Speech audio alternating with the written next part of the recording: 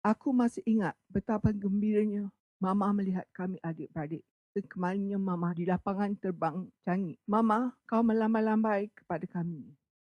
Cucumu Fadli berkata bahawa nenek sudah meninggal dunia. Aku terkejut. Mengapakah sampai dia mengatakan demikian?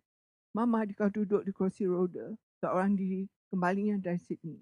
Aku sedih mengenangkan bagaimana aku seharusnya menemani Mama pulang dari Sydney. Aku mahu berbuat demikian, Mama. Namun aku ditegah menantumu Rose yang berkata aku tak perlu berbuat demikian.